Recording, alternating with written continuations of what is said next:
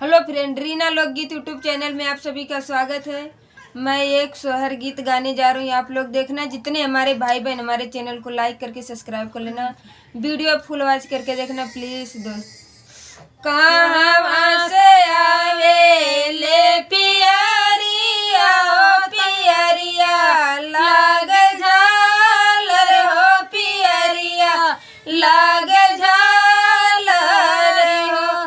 कहाँ से आवे ले पियरिया हो पियरिया, लागे झालर हो पियरिया, लागे झालर हो। मोरे ललना कहाँ से आवे ला सिंदूरवा हो सिंगोरवा, भरल सिंदूर हो सिंगोरवा, भरल सिंदूर हो।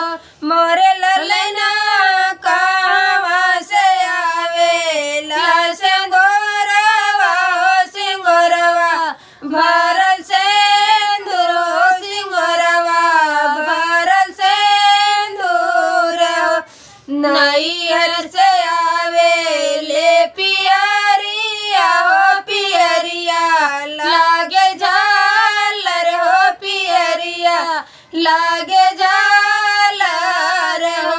नैहर से आवे ले पियरिया हो पियरिया, लागे झालर हो पियरिया, लागे झालर हो। मोरे ललना ससुर से आवे ला सिंगोरवा हो सिंगोरवा, भरल सिंदूर हो सिंगोरवा, भरल सिंदूर हो।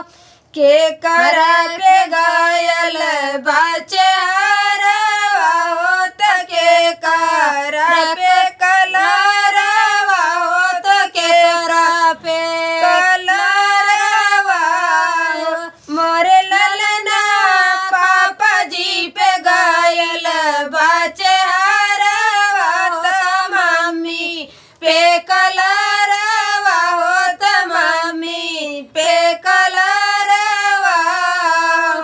मोरे ललना पापा जी पे गायल बाचलरवा हो त मम्मी पे कलरवा हो त मम्मी पे कलरवा हो।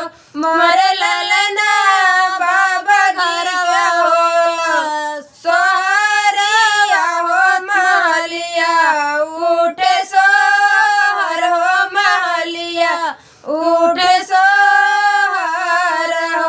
मोरे ललना बाबा जी के घरवा होला सोहर हो महलिया, उठे सोहर हो महलिया, उठे सोहर हो।